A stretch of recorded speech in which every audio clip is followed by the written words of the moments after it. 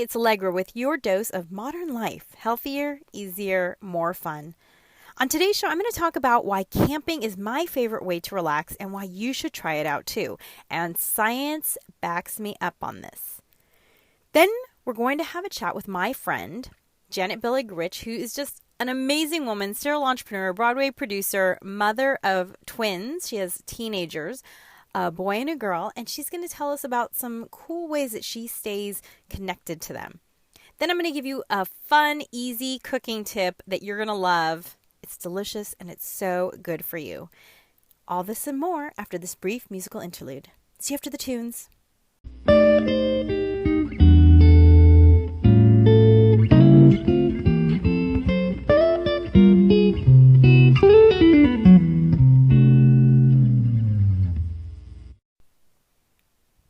We're back. Now, before I get into my discussion about why I think camping is so amazing, I want to ask you a couple things. One, I'm going to be doing an upcoming episode on the challenge of being a parent and balancing how you pursue your own dreams while also nurturing and supporting your children's dreams. You know, either maybe you think you're doing a good job at that or not doing a good job at that, or whatever the case may be. There's no judgment here.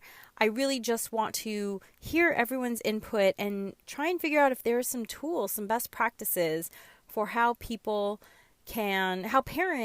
can be their best selves. So whatever the case may be, I'd love to hear your thoughts, and you can share your thoughts with me by emailing me at hello@alegreramos.com. That's ALEGRERAMOS.com.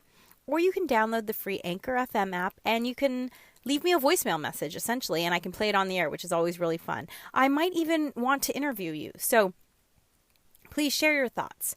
Secondly, my friend Christine Keegan will be back in a couple of podcasts to answer your HR questions or any other questions you might have for her. As always, if you go to alegreramos.com/podcast, you can see a list of my recurring guests and see the topics that they're comfortable talking about. But if you haven't heard from Christine before, she's amazing. She's a fantastic person, and she's a former HR director. So she's been answering questions related to the workplace. And she's so insightful. She's really the most diplomatic person I know. So if you have questions for her, please send them in. Again, hello@alegreramos.com or via the Anchor FM app. So thanks for that. And now on to camping. I did not grow up camping. And it was not until I was in college that I first discovered how much I love camping. And I immediately fell in love with it. And here is why. Here is the number one reason why I love camping. Because one day camping feels like a week's vacation anywhere else to me. It's as simple as that. When I come back from a 3-day camping trip, I am so refreshed. It's incredible. And it's funny because, as you can probably imagine from listening to me, I'm a little bit of a busybody. There are just a lot of things that interest me. I like to be involved in things, you know. That's just how I am. But when I go camping, I've had people comment that they've never seen me do so little for so long. I will just sit in a chair and stare at the fire for hours on end because that's what camping's about for me. And I guess that's part of why I find it so refreshing. However, science actually backs me up on this. And, you know, a lot of people complain about not sleeping well. And part of that is because of our exposure to artificial light. It can mess with your circadian rhythm, right? So your circadian rhythm has to do with your sleep patterns, has to do with melatonin in the body, blah, blah, blah.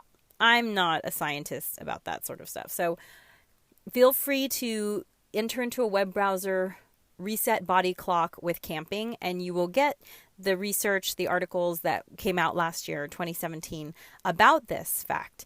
And what they found is that, you know, the melatonin in your body is regulated better when you go, you know, when you're sleeping without artificial light. So when you go to sleep, you know, when you're tired, but it's really dark, and when you wake up because of the sun and you're refreshed. And so I guess that's part of why I feel so relaxed. I sleep so well while I'm there.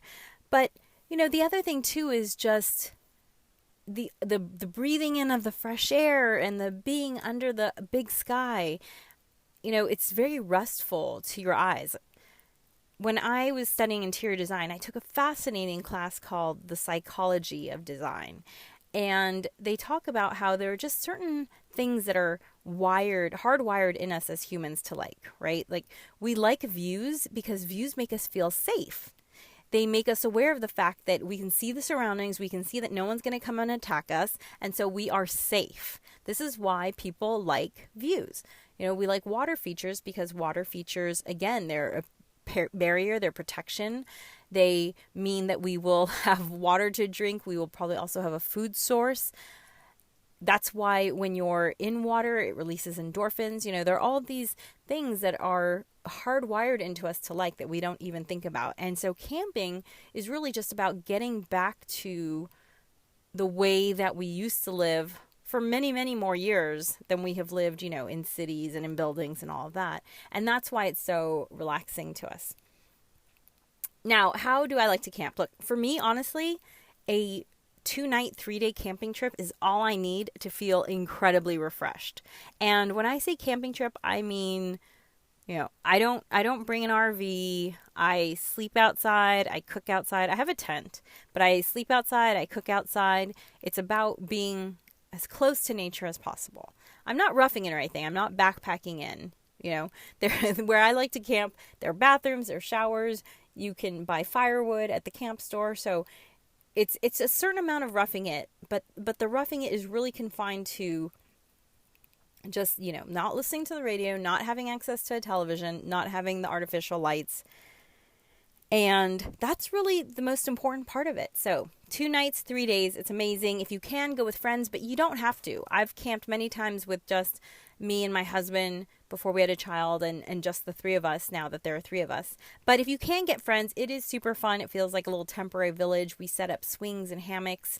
And when you go with friends, I would highly recommend someone coordinating the meals so that you only have to cook either breakfast or dinner and everyone can just, do their own lunch. But it makes it so nice to only cook one major meal for those 3 days. So camping, check it out. Check out the science behind it.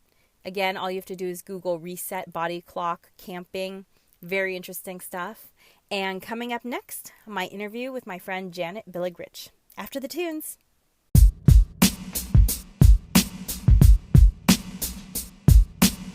Hey world, I am here with my friend Janet Billig-Rich. Hey Janet. Hey Alegre. Hello world. So Janet and I have been friends for a very long time. Almost 20 years. Oh my gosh, I can't believe it. That sounds like a long time. It's gone very fast. Yeah, it's especially a long time when you're only 25, right? I mean, exactly. And Janet is just a really inspiring woman and mother, which is why I wanted to have her on the show. So just before we talk about the mom stuff, yeah, let's establish what you do, Janet. So I'm going to let you sum it up because it's a lot to sum up. Yeah, it could take a really long time to get into my whole career trajectory, but I've worked in the music world for a long time, longer than I've known you, Alegre. And I was a manager of rock bands in the 90s. And after I had kids, I realized when I had twins and when they were about a year old, I realized that my children were more mature and more independent than the majority of my clients. So I decided to make a bit of a change in what I did for work and ended up getting a really broad book of business that includes many different facets of the music industry. But mainly, currently, I have a company called Manage This Media LLC, which has been my company for 24 years. But currently what I do is I clear and license music for theater and film and television and advertising. And so I end up in a lot of different businesses, but the main piece of it is music, and a lot of it's music supervision and clearance. But your other businesses are not so little. I mean, you're Janet's being very humble right now. She's really downplaying this. When she says, she's worked with some of the biggest names in the music industry. I have. So when I was managing, I managed Nirvana and Hole. That's right. She just said Nirvana and Hole, people. and Big. the breeders and the Lemonheads and Dinosaur Jr. And so I've And one of your little side businesses was a Broadway production. I mean, that's not exactly a little side business. Correct. So when I kind of phased out managing, although I still manage Lisa Loeb, we've been together for almost 25 years, and she's an incredible client and artist, and I love working with her. So I still do that. I still manage Lisa, and we have a great business together. And I also ended up producing some theater, which I've been loving. And I produced a show called Rock of Ages, which actually today is the 9th anniversary of opening on Broadway. It's oh my gosh. Yeah, it's the 28th longest running show on Broadway. Oh my gosh. Broadway shows. So really exciting. Yeah. So I've had some incredibly exciting and amazing projects in my career that I'm really proud of. And if you are not a musical fan, or if you are a musical fan, either way, you'll love Rock of Ages. It's the funniest musical, and it appeals to such a broad base of people, right? Because it uses popular music. Yeah. So definitely check it out. It's amazing. And then with Lisa, you also do some really interesting things like an eyewear line.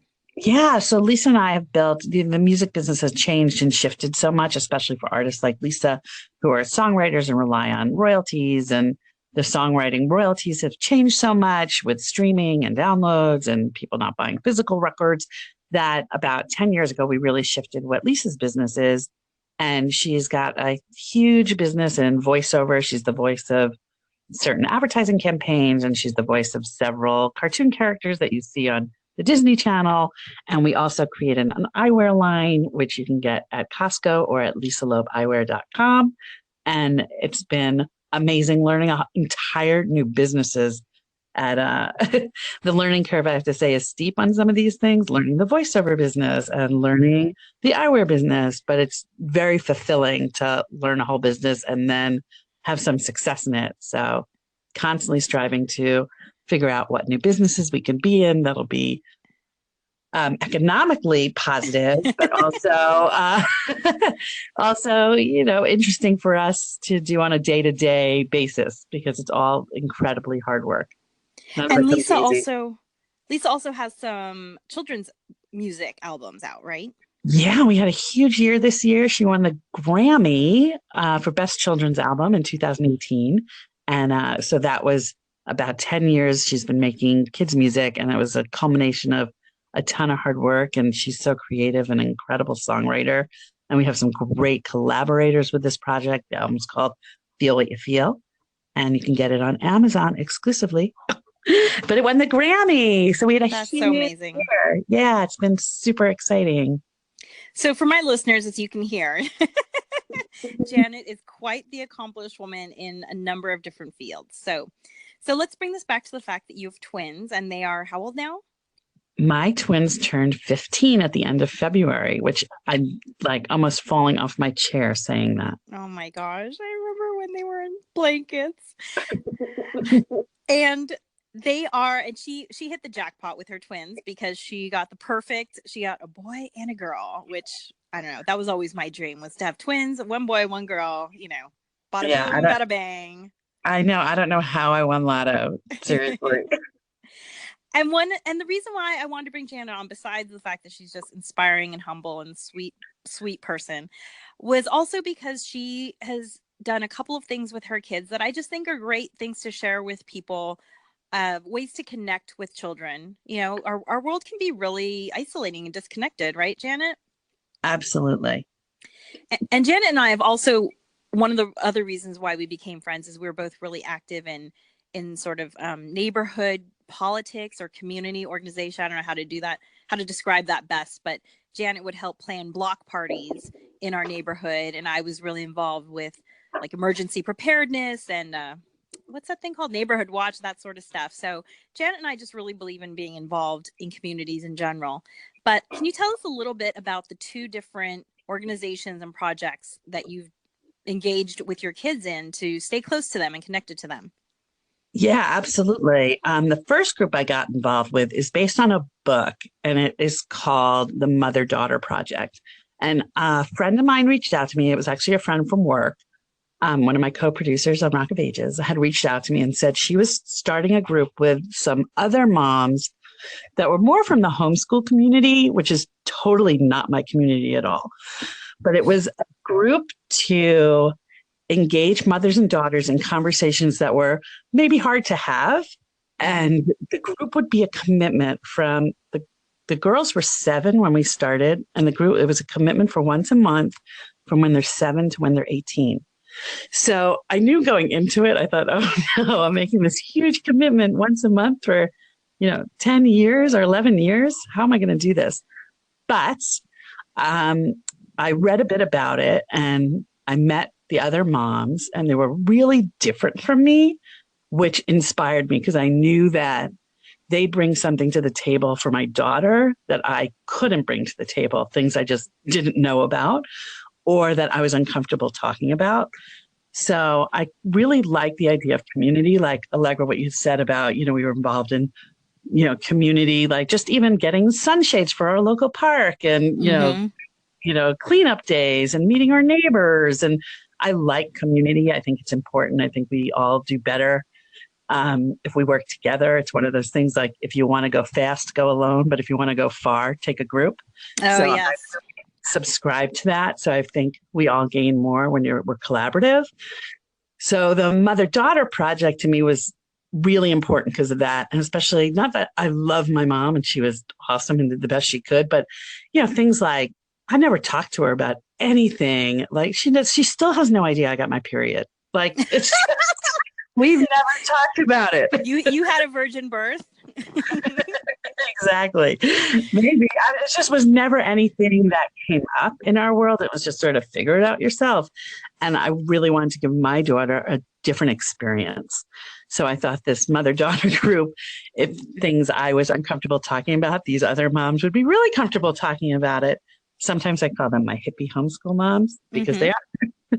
But they've taught my daughter things that I've never, as simple as like how to use a sewing machine or how to change a tire, like things that, I just don't know how to teach my kid. But, between the group of us, we all bring very different things to the table. So that's my mother-daughter group with Molly, my daughter, and we've been committed once a month. And, we miss here and there, but we really try to prioritize it because we all get a lot out of it.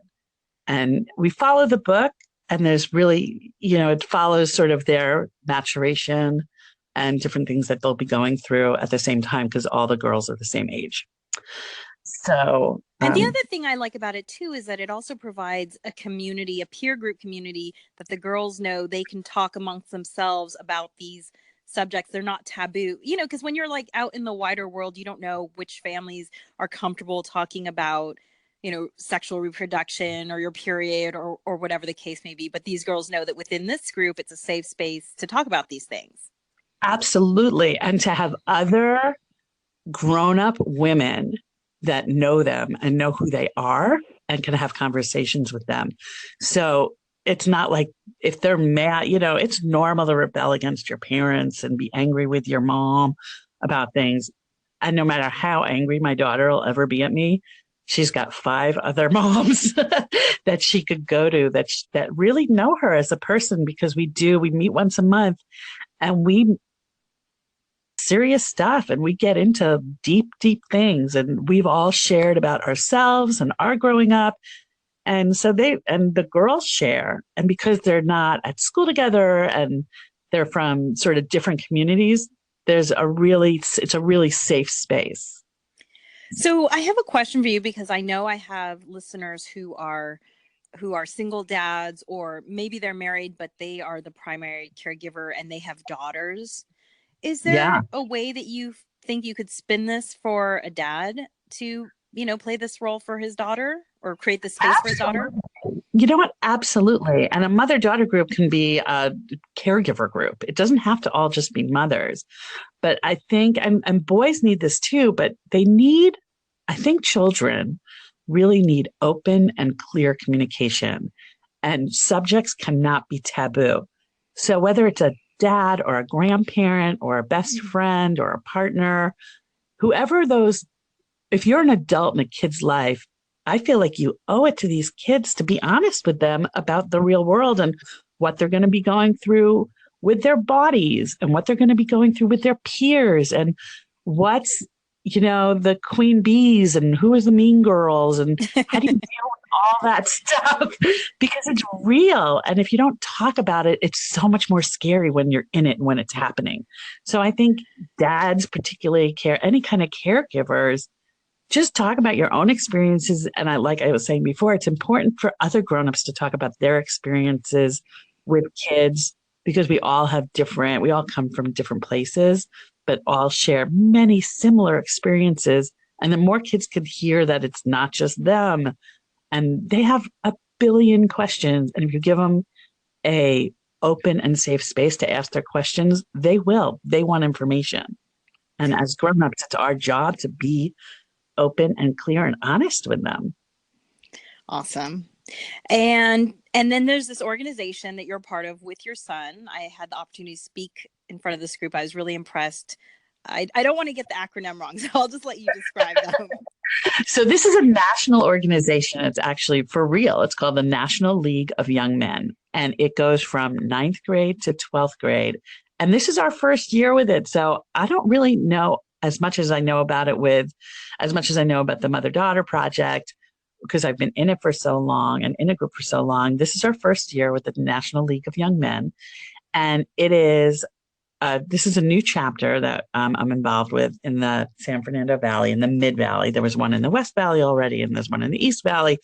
But it takes 30 boys from each grade in high school. So there's 30 ninth graders, 10th graders, 11th graders, and 12th graders.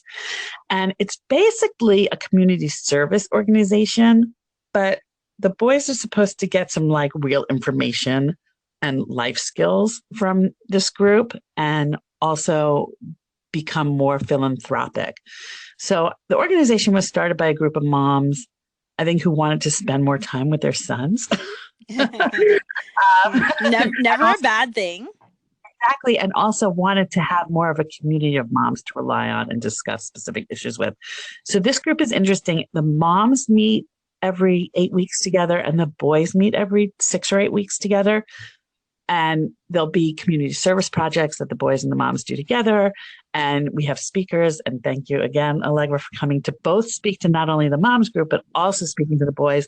And I think they got so much out of what you had to share about real life skills. And I think sometimes boys are expected to either know how to do things or not do them.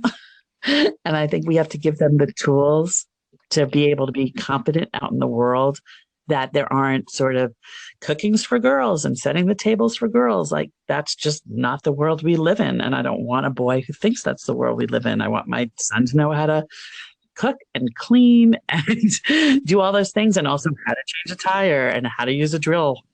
So, well, and speaking at the group, so I was really impressed, one, by, the level of engagement of the moms when I spoke to the moms group. I mean, there's, it's so hard in this world where a lot of times both parents work, and sometimes both parents work even multiple jobs, but there's nothing like parent involvement or grandparent involvement, right? Just caregiver involvement. Yeah. In a child's life. And then also when I spoke before the boys group on a separate occasion, right? So there were about, like you said, 30 boys, and then there were maybe about 6 or 7 adults, parents around at that event. It was interesting too, because I think it gave the boys an opportunity to let their guards down around each other. They didn't seem to be putting up this tough defense as much. Yep. They were uncertain, and they seemed to feel safe being uncertain. And I think that was a really wonderful thing, that they could let their guards down like that. Absolutely. I think the more you give kids room in a safe space to ask questions and be engaged, they will be. I think a lot of times we expect the kids not to be engaged because they want to be playing Fortnite or video games. But if you give them like the respect and the open space, they will completely engage. And especially if you're talking to them about things that they see and hear going on out in the world. They want to know. They want to know more, and they want to be able to ask questions. How are you guys addressing, or are you addressing, this Me Too movement? I have a lot of friends with sons who are just really thinking about, how can I raise the generation where Me Too won't be an issue. Have you guys talked about that at all within the group? We have. We've talked a lot about it, particularly with the moms, about how to talk to boys about it. And, there's a really broad range of what people are comfortable with. My point of view is you just got to tell people you got to tell boys, like, no one wants to see your penis unless they ask you to. Like, you just can't. It's called your private parts for a reason. Right. But I think boys need to be taught what's appropriate, especially now, because, I think a lot, some things are cultural and things have shifted, and what was okay 50 years ago about a pat on the butt, is completely unacceptable now.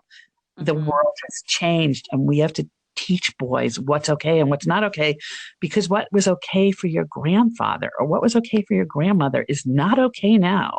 Right. And so we're actually actively, for the boys club, are actively looking for men to come speak. We played the kids a couple of TED Talks that really talked about this issue, just to start getting them to get some language around it, because we can't talk about it unless they know what we're talking about. And it really is so much of it's new and new to us as women and parents, how to talk about these things and what's okay to say and what's not okay to say. And so, but I think it's our job now more than with the Me Too movement specifically, it's our job more than ever is to teach them parameters and teach them what's okay. And the male-female dichotomy is it's changed for the better, which is great, but the boys need to be taught. I have a friend who has children, 2 boys that are younger than Harrison. So they're 7 and 5. And I thought one thing that they're doing that's really smart is, because you get into these tickle wars, but the minute the boys say no, like I'm done, the parents immediately stop and say, yes, I respect your body. This is your body. You get to say no. And that's why I'm going to stop tickling you. And, as young as that, I think that's a really powerful message to send, to respect people's body boundaries. That absolutely is. And it starts that young. You have to explain to people, like, your body, people can't touch you. And that goes for boys and that goes for girls. Janet, I have loved talking with you. Please tell me that you'll come back and we'll talk some more about when it's appropriate to show your penis and stuff like that. Absolutely. It's never appropriate unless someone asks. And is there any website that you'd like to direct people to if they want to find out more about what you do and how awesome you are? There is a Manage This Media website. I think sometimes it goes up and down, but I think it's up right now. If you want to know about all my awesome projects, which I'm super proud of. Thank you, Janet. All right. Thanks, Alegre. Bye. Bye. Coming up next, a fast, easy way to get more vegetables and almost eat a salad. You'll be surprised, and it's so delicious. After the tunes.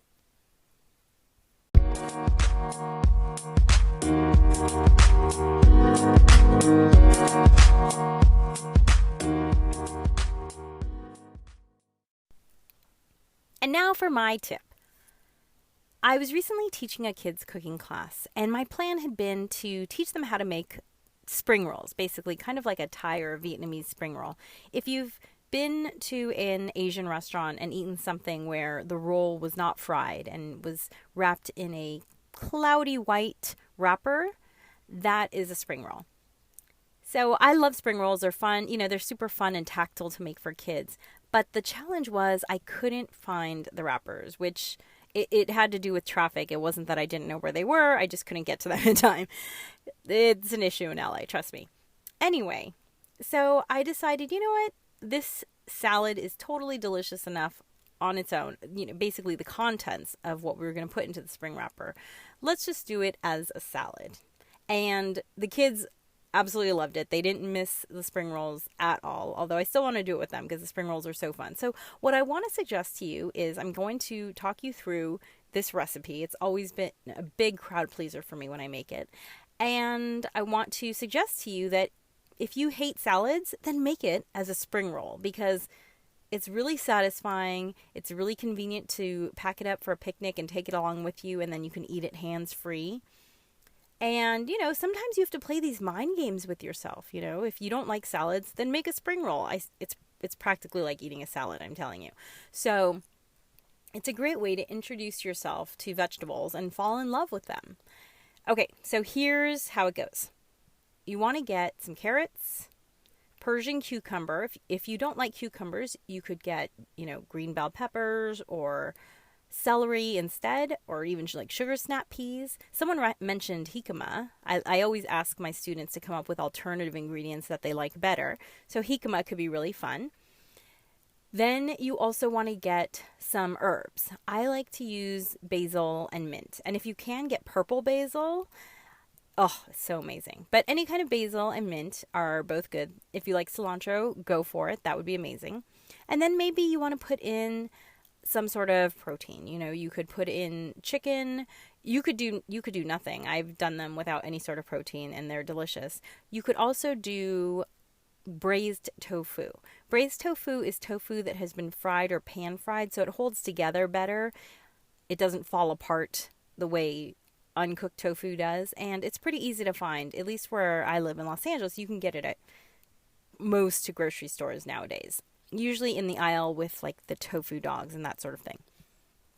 And sometimes it's called tofu cutlets, by the way. But if you see something that's tofu and is solid brown on the outside, that is braised tofu. You can also buy just raw tofu and lightly pan fry it in a little bit of oil, and you'll get a similar outcome. Not as brown, but it'll hold together much better. Okay, so that's what you need. Those are the ingredients for the inside of your wrapper. Now the wrapper, and you can get these easily online, but you can also find them at many stores if they have like an Asian food aisle. Usually they'll have it.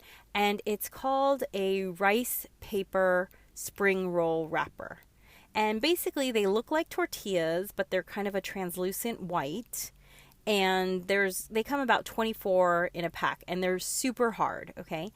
And often, if you have trouble finding the wrapper, sometimes you can find rice noodles, which will give you absolutely a similar flavor. And you can mix those in with these items, the vegetables that I gave you before, the vegetables and herbs that I gave you before, and make kind of a noodle salad, a cold noodle salad, which is also delicious, okay? But here's why I love the wrappers. They are really fun to work with, because what happens is you have to boil some water and put it in like a pie plate type of pan, and then you dip the wrappers in, and they go from being really hard, and when I say hard, I mean really hard, as in if you were to bite into these wrappers when they're dry, you might cut some of your gum line. It's that hard. But they soften up in a really fun way that is it feels like you're playing when you make these spring rolls. So I haven't met an adult or a kid who isn't fascinated by the tactile reaction of working with spring roll wrappers, okay? So be careful, because there is a point where they start to become so sticky and gooey that it's hard to work with them. It's like duct tape, right? It's always folding in on itself. So, soak them for 20, 30 seconds. When they get to the point where you feel like you can bite into it comfortably, take it out, because if you leave it in there longer, it's going to just become sticky mush, okay? So lay it out and then put strips of the vegetables and the mint and the herb leaves. You can put the herb leaves in whole and just do strips, either cut it or use a vegetable peeler. If I'm working with kids that are too young to use a knife, I will encourage them to just vegetable peel a carrot and a Persian cucumber or celery, and so they can make their own spring rolls that way, which is really fun. And then you just kind of wrap it like a burrito, which means you fold in the bottom, you fold it up, then you fold in the sides, and then you try and hold the contents tight while you finish the folding of while you finish rolling up the entire wrapper. And there you go. You have a spring roll, which is so fun. And if you just want to, dip it in a little, I like to use tamari, which is a gluten-free soy sauce. Tamari, you can use tamari or you can use soy sauce, or you can go the extra mile and make a dip that I make that people love this. Okay, so here you go. Get ready. You're going to love this. So you take equal amounts. Now, this is how I make it. And I encourage all my students, each of my students in my cooking classes makes their own version. So as many students as I have, there are that many different versions of this sauce. But here are the basic ingredients. Equal parts ground cashews and ground almonds. You can use cashew butter and almond butter if you have those. Okay?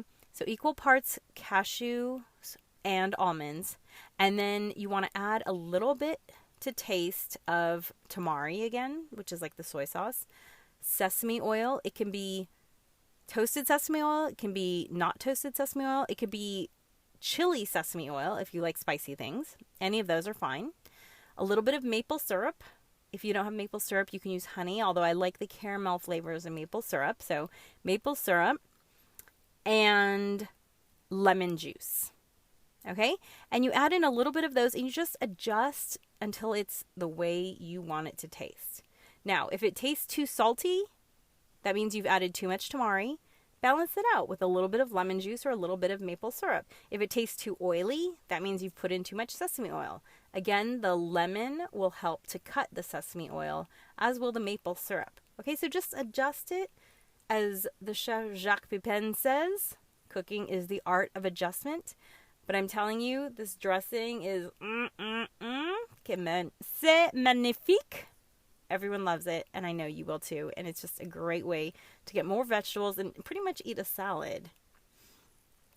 Thanks for tuning in today. If you thought the show was fun or useful, please let me know by leaving a comment at iTunes or wherever you tune in. They mean more than you know. You can also become a patron at patreon.com/Alegre Ramos. I have great thank you gifts for my supporters and look forward to when I have 500 patrons and can hire an editor to help provide you with more great content. Subscribe to my podcast wherever you listen, and if you'd like to submit questions, you can email me at hello@alegreramos.com or download the free Anchor FM app and call into my show so I can play your question on the air. I'll see you in a couple of weeks for another dose of modern life, healthier, easier, and more fun. We'll be talking to my friend Christine, so send in your questions for her. Until next time, be a spark in the world. Over and out.